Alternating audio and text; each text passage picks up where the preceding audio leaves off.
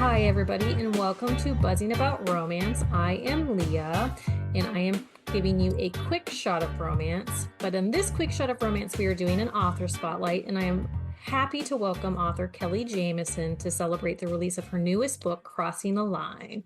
Hi, Kelly. Hi, thanks for having me. Of course.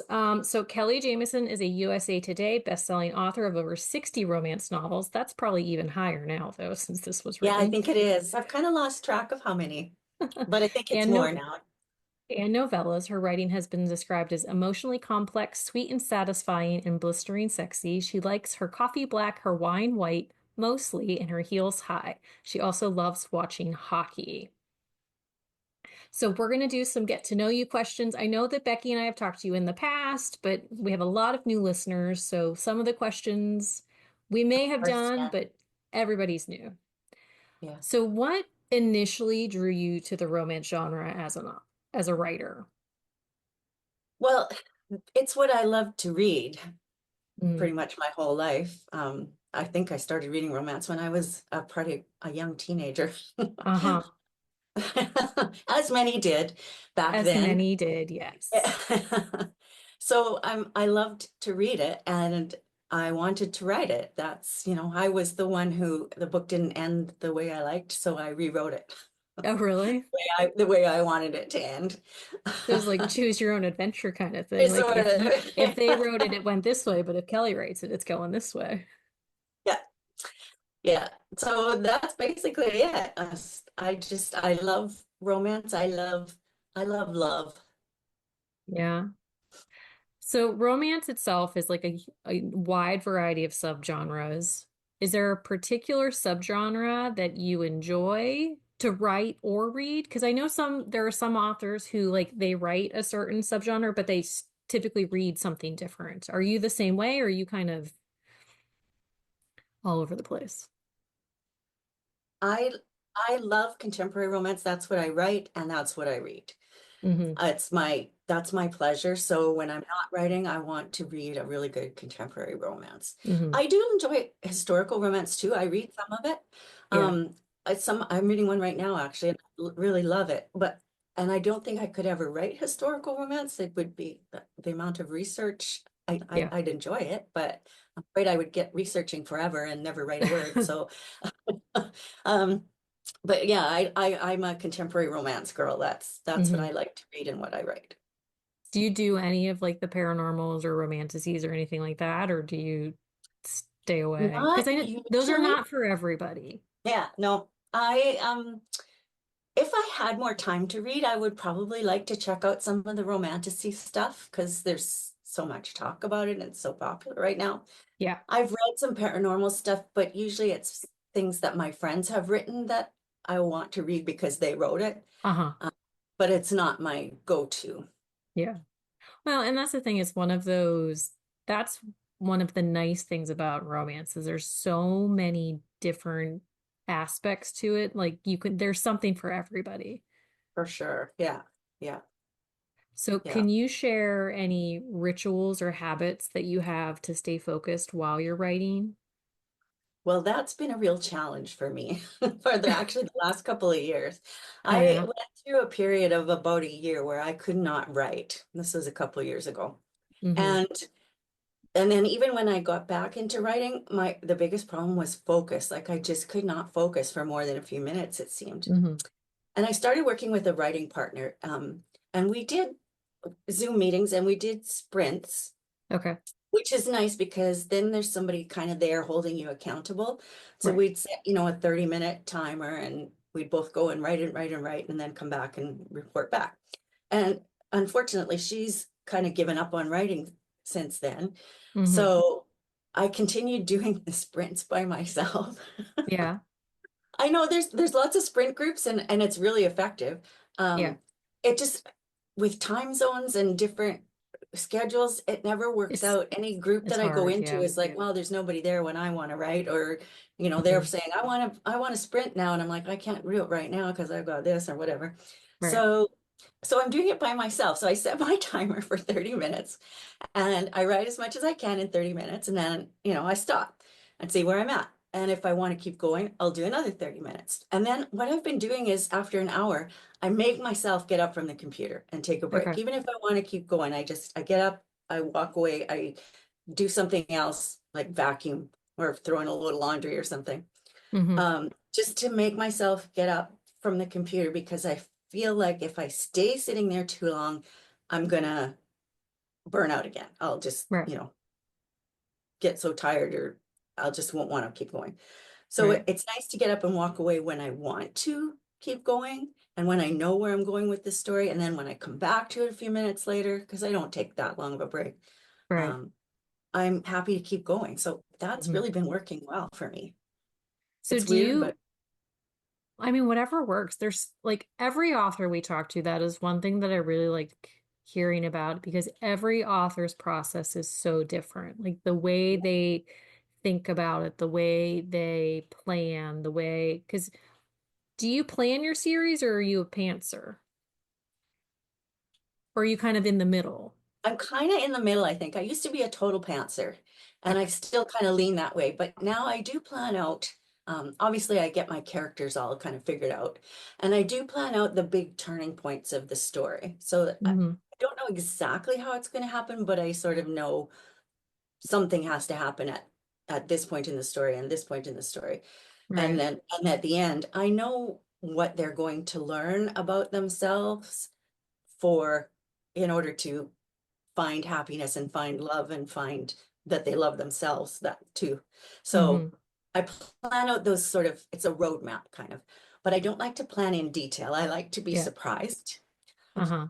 And they That's often not a do bad surprise thing me. though.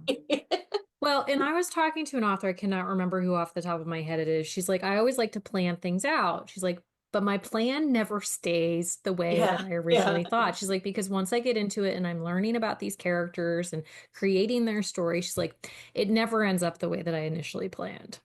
And she's like, but I continue to try to do it because, yeah, and that works for her. So she has a plan, she goes into it, but then it blows up. And she's like, and yeah, that's fine because whatever yeah. works. And then Whatever works. well, and Mariah Ankerman, like talking to her, like she is a very like stringent planner. And Ooh, like she like actually has changed the way that she plans stuff and it's even more like intense, which I think is fascinating that like she's yeah, so like detail oriented from like day one and other people are like, yeah, I just start typing and see what happens. yeah. I have a friend who's like that too. She plans her book out in great detail. Hmm. I just can't. I tried to do that once, and it was after I finished planning it, I was bored with it, and I didn't want to write it Yeah, anymore. you're like, I'm done with this. Let me just move Yeah. on. I That like I said, I like the surprise and the discovery, and sometimes mhm, the characters take over and they do things that I wouldn't have thought of. It's mhm. like I get in their heads, I guess. Yeah, there was another author I talked to. She said after she finishes every book, she just doesn't like anybody in the book anymore. And she's like, because you spend so much time with those characters that she's like, yep, I'm done. We can just move on now. Yeah, And then she like goes into another. I think it was Janice Whitaker who said it because she has her three pen names, so she like is rotating like her subgenre constantly because she feels like she gets stagnant if she stays in one spot for a while, which again, it works for her and it might not work for somebody else. And I think that's one of the wonderful things about authors is everybody's yeah. so different. I just had the weirdest experience at Christmas because I'm not sure that it's ever happened before, but I was deep into writing the book. I've just finished it now. We're working on edits now, but Okay. I was deep into it, really in the character's head, and I wanted to take a couple of days off for Christmas, pay attention to family. Um, but we're sitting there on Christmas night, and I was like, oh my God, I miss them. I miss my characters. I've been away from them for a couple of days and I miss them. I hope they're okay. That was But really funny. you spend so much time with them though. Like it's a labor of love and it's not Yeah, like a 2 or 3 day process. Like it's weeks of work that you spend with these. I mean, granted they're fictional, but it's weeks of work that you spend with these people, yeah. which is why we attach ourselves so lovingly to them when we're Mm, done with the book. And we claim I them. hope, yeah, that's what Yeah. I hope is that readers get as attached as I do. Oh, I mean, we definitely do. So there's been a big push in the recent year about the third act breakup Oh, and yes. the lack of, the necessity of, and all those things. I'm a big fan of a third act something. It doesn't necessarily have to be a breakup, but I read a lot of suspense books, and so like there's always a third act something. What are your feelings on the third act breakup? Well, like you, I don't think it has to be a breakup. Hmm. Um, but there has to be something in the third act because that's the point where the characters really like this is their do or die moment where like either they're going to overcome all the things that are keeping them from being able to love with their whole heart or they're not. And I mean, obviously it's a romance, we want a happy ending. They need to be able to get past the things that have been holding them back. They need to learn about themselves and about their biggest fears and weaknesses and what's holding them, stopping them from being able to share their heart wholeheartedly with someone else. So Hmm. it can sometimes be external, like they get kidnapped and that's what makes them realize that, oh, Yeah. hey, I can't I live love without her. this person. But I think it's more satisfying when it's something that happens that makes them really look inside themselves. Hmm. Uh, but and that's how I write them, and that's how I Yeah. like to read them. Can I tell you my hockey analogy? Yeah. This is how I think of it. I'm going to compare romance to a hockey game. Okay. Um, so imagine you go to a hockey game and your team is playing and they're playing pretty good and they score a goal and they score maybe another goal, maybe the other team scores a goal. They end up winning, like maybe it's the end of the game, it's 4-2, your team wins, everybody's like, yeah, this was a good Yeah. game. Everybody leaves and they're happy. And then imagine you go to another game and your team is playing, and maybe they're not playing their best, but things are going okay. And maybe it's like back and forth. The other team gets a goal, and your team gets a goal, back and forth, back and forth. The end of the third period, coming close to the end of the game, and the score is tied.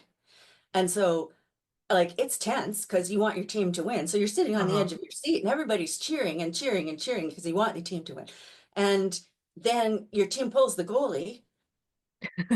Oh, sorry, they wouldn't pull the goalie if it's tied. Well, I was thinking if it was they were trying to tie it up. But everybody's like excited and wanting this team to win. And Hmm. then with like 30 seconds left in the game, they score a goal and yay, everybody's happy. Everybody's jumping up out of their seats and cheering and high-fiving each other. And it's just like, yeah, that. And then you leave there and you're just on a high because they pulled it out and managed Hmm. to do it. So it's the different experience of you can read a story that's, just kind of nice and everything goes okay. Maybe there's a little bit of ups and downs. And at the end of the book, it ends happily and that's all good. Yeah. Or you can read a book where there's a little bit more of the ups and downs. And at the end of they really have to work hard for the win. Hmm.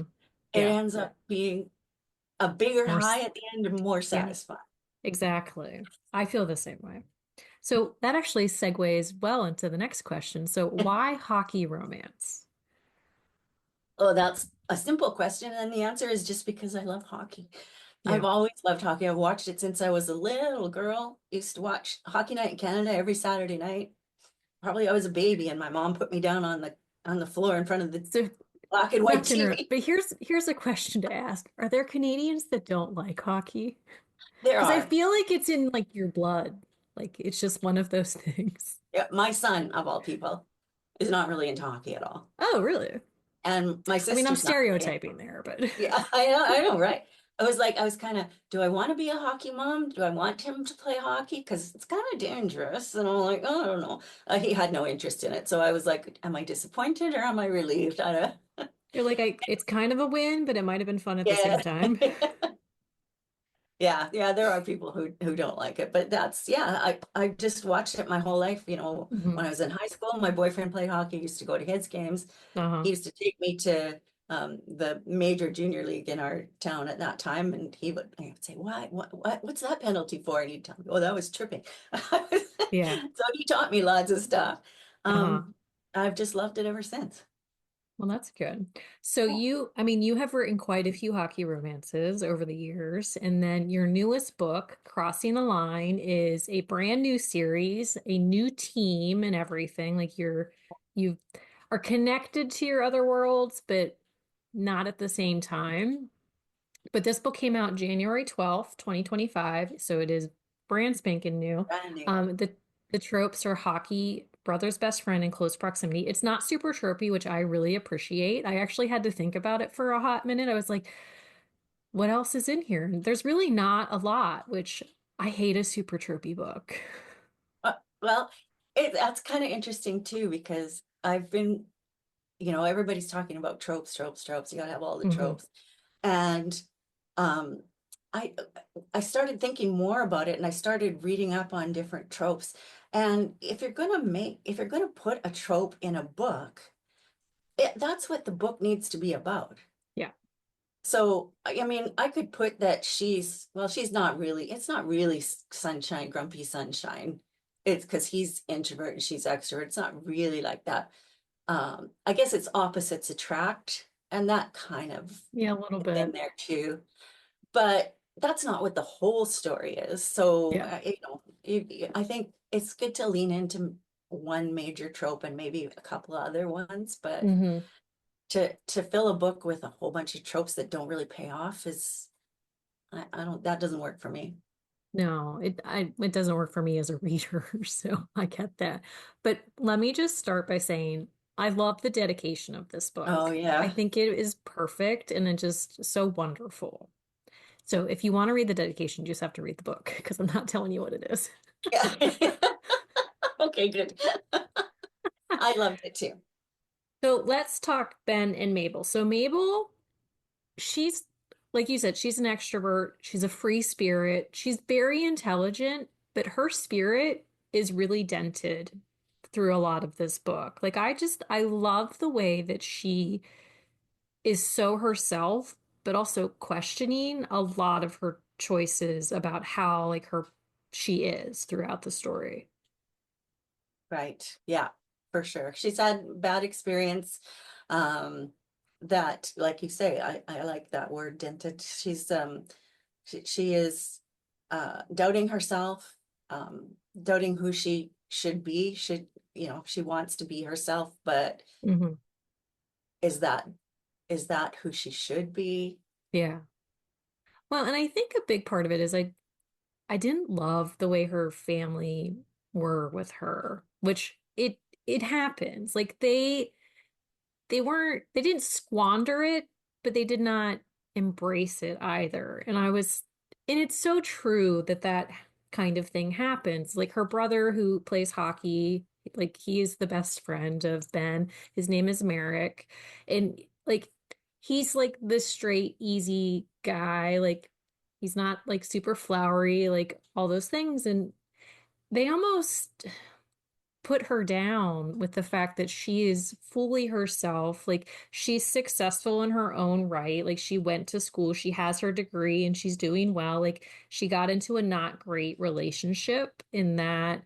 But the way that they're like, well, he keeps calling, like why, like what is this going on? It's like the fact that she couldn't be open and honest with her family, like was it hurt my heart a little bit.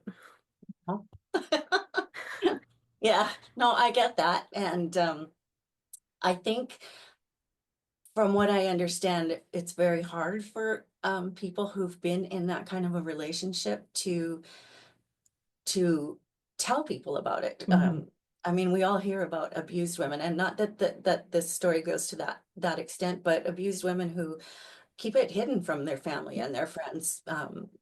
There's shame involved with it. I mean, it's Yeah. a lot of stereotypical things and society that blames the victim, like you know what were you doing Hmm. that made him act that way? Right. Um, that kind of stuff. And so, and the shame, I think that's something that Mabel felt, the embarrassment that she made such a bad decision, such a Hmm. bad choice. And I think that's more so what kept her from talking to her family about it than the fact that she didn't, well, and there was they did like her previous partner. Yeah. he put on a good act for them. Yes, Um, yes, he did. I don't think if she had told them sooner, I think they would have supported her. Hmm. But there were reasons why she wasn't comfortable doing that. Yeah. Yeah, and it's one of those things where like you can't give me a person who wasn't in a relationship who didn't try to change something about themselves to kind of Yes. accommodate the other person. Like we are human beings, everybody does it, but and it's one of those things where she finally realized, like she comes to realization at the beginning of the book, like I can't keep doing this. Like this is not me. Like and the fact that he didn't want her to go see one of her very best friends on an important day, like it was like an aha moment for her. Yeah. But I That's did that's really I think love the her. saddest part of all of it is that her trying to change herself for a Hmm. man. Yeah. That's And it, like I said, it's one of those things everybody goes through that. Like I I know everybody that I know, like we've all had that experience. And it's like, yes, you have to accommodate and make some changes, but is it worth changing your personality? Like he just yeah, wanted to dull her sparkle so much yeah, because she truly was like that outgoing, like happy person. yeah, yeah. And I'm glad she realized that at the, early in the book that Yeah. changing myself for a man is I'm not going to do that ever again. And if that Yeah. means I don't find a man, oh well. Yeah, exactly. Yeah, it was very enlightening for her and I think that her character and the fact that like through the book she still had those moments of was this the right decision? Is this the way I should go? Like maybe I should change myself. Like she still questions it throughout the book, but again, show me a woman who doesn't do that. It's so relatable. And I think that's one of the reasons like I really enjoyed her character and her character art so much because she is the every woman. I really loved Mabel, and I particularly loved her extroversion and her bubbly personality because that's not me. Yeah. Yeah, I'm more introverted extrovert. Like I'm not super outgoing, but like get me in the right setting Yeah. with the right people and it's a little chaotic. But let's talk Ben. So Ben is living with Merrick because he has bought a condo, but it is not done yet.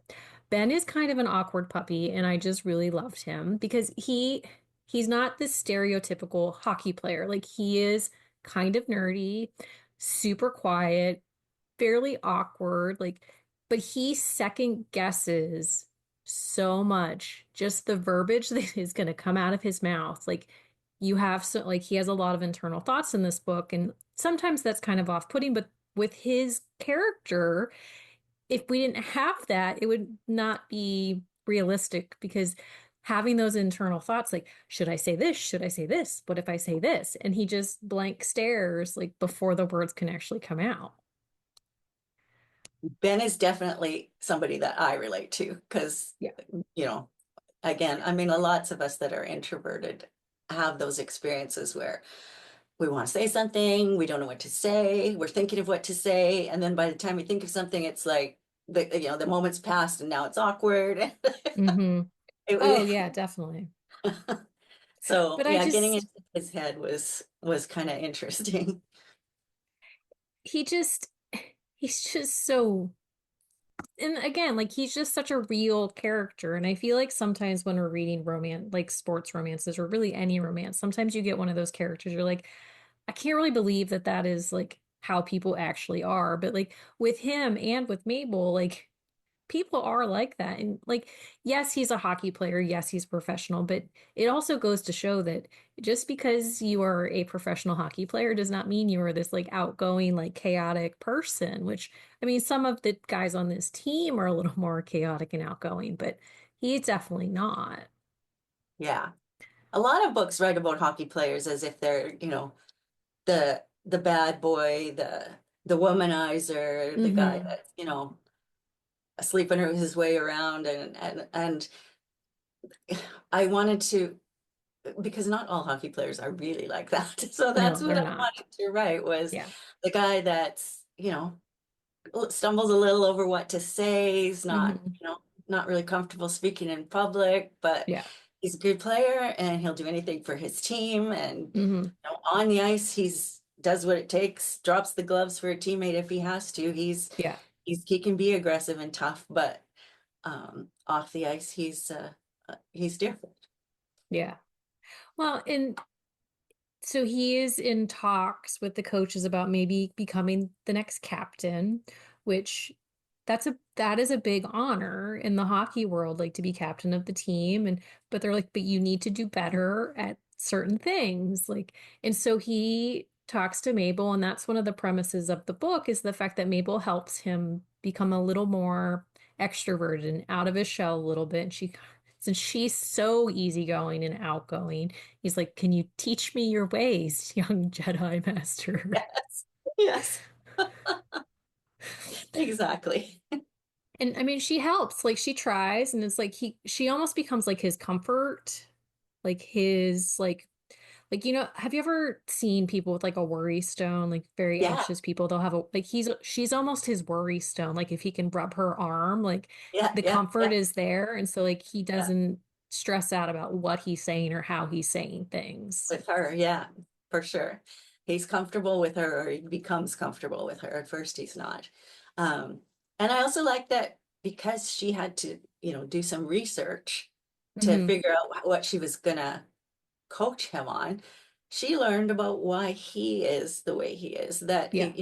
he's not stuck up, Yeah. he's shy, Well, which and is, that's the thing. Like, so they knew each other when they were younger. Like, Merrick and Ben have been friends for a really long time. And so, like, she had a crush on him. yeah, And she always thought that he, like, was being, like, mean to her and yeah, avoiding her because he didn't like the attention. And I mean, he didn't like the attention, but not for the reasons that she thought. So, like, yes, as she's doing her research, she learns so much about him as well. And it's like, yes, well, maybe my preconceived notions were incorrect. exactly. And that's again, a lot of introverts are judged that way because Hmm. want to be by themselves doesn't mean they're stuck up, but Right. it doesn't mean that that they don't like you. It's, you know, they just need alone time to recharge their batteries. Hmm. Their bucket is empty. Yeah, Well, yeah. and ironically, you talked about like spoon theory and like having the spoons. Mhm. And Jenny, one of the contributors, I'd never heard of spoon theory before, but she had shared in our group chat about spoons and like how she was out of spoons. I was like, how do you run out of spoons? Where are they at in your house? She's like, no, not real spoons, like metaphorical spoons. I was like, oh, and then I read your book and I was like, hey, she's talking about the spoons. Yeah, it's like, yeah, we all only have so much energy to deal with certain things. And for extroverts, they want to replenish their spoons by being around people and interacting with Hmm. them and having fun. But Yeah. introverts want to go off and be by themselves. And I mean, obviously, a relationship between an extrovert and an introvert could have a lot of conflict. Yeah. And there is some that way with Ben and Mabel. But she learns a lot about him and how to deal with his needs too, that Yeah.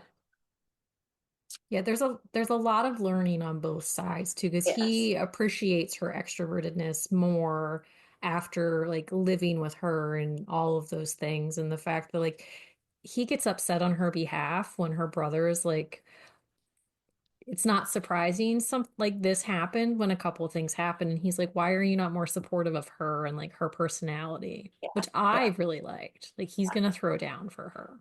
yeah, yeah. And that's him. Like I said, stands up for his team. He'll stand up for the people he loves. It's sometimes easier for introverts to stand up for other people than for themselves. Oh So, yeah, 100%. yeah. So, what's next? Well, I have a couple things in the works. Like I said, I just finished editing a book, which is the second Storm book. Okay. Now, We're can you trying to tell us decide who on it it. is or? It is about the goaltender, Ford Archibald, Okay. also known as Archie. So this is the first book I've ever written about a goalie. With all the hockey books that I've written, I have never before written main male character who's a goalie. I think I was always, because goalies have this reputation of being kind of nutso. Um, A I little think bit. I was always afraid that I couldn't get that right, that I couldn't Uh-huh. make somebody crazy enough, but still relatable and lovable. So I don't Right. know if I've done it. I guess we'll find out. But it was a lot of fun writing him. Excuse me. We're trying to figure out a title for this book now. We haven't got one yet, so stay Yeah. tuned for that. It's coming out in August, not until August. Okay. Um, and I'm also working on a multi-author project. It's kind of been a secret thing, not that it's a big secret, but it's been in the works for years. Okay. We're all have other things going on, and it looks like we're finally getting close to being able That's exciting. to release it. I'm hoping we'll be able to get it out this spring. So it's again, we'll share more details as it gets closer, but it's a two other authors and me are writing a 3-book series about 3 sisters who inherit a winery in Napa, California. Okay. They have a big crazy family that they have to deal with, and of course, romance. Of course. So is it going to be similar to like your Bang Brothers series that you did, like where it's like the collaboration, or are you co-writing with them, or is it We're going to be not, separate no, we're not books? co-writing. We're each doing one book, but Okay. there's is some overlap, and so it's a bit of a challenge because we have to be, there is some collaboration that's required because, book 1, this happens, and then when I'm writing book 2, this Okay. happens. I have to make sure that it works with book 1, Uh-huh. and then same with book 3 has to work Yeah. with 2 and 1. So there's Right. still lots of discussion that we're You're having to like, have. thankfully I'm book 2 and not book 3.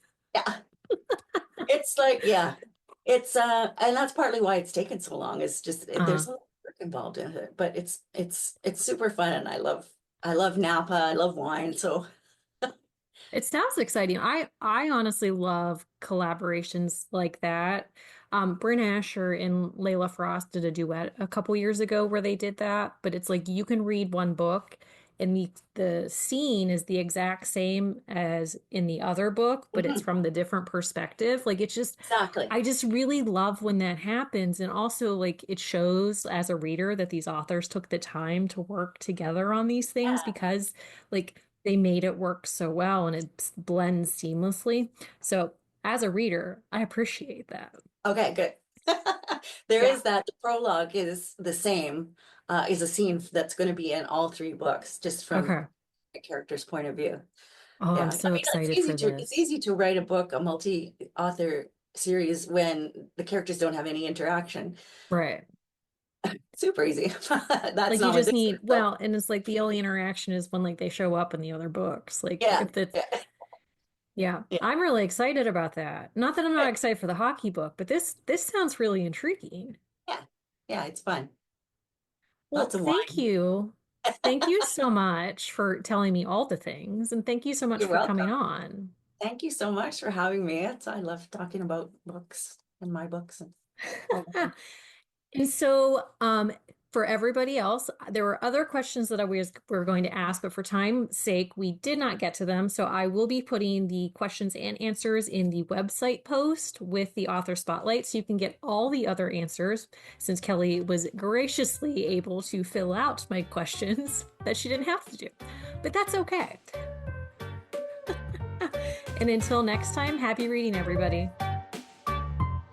Find us on Instagram at Buzzing About Romance or on Twitter at Buzzing Romance.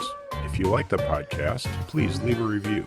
If you'd like to support us directly, join the Bookcase and Coffee Patreon and receive exclusive content only available to Patreon members. Check out bookcaseandcoffee.com for our on-the-shelf show notes.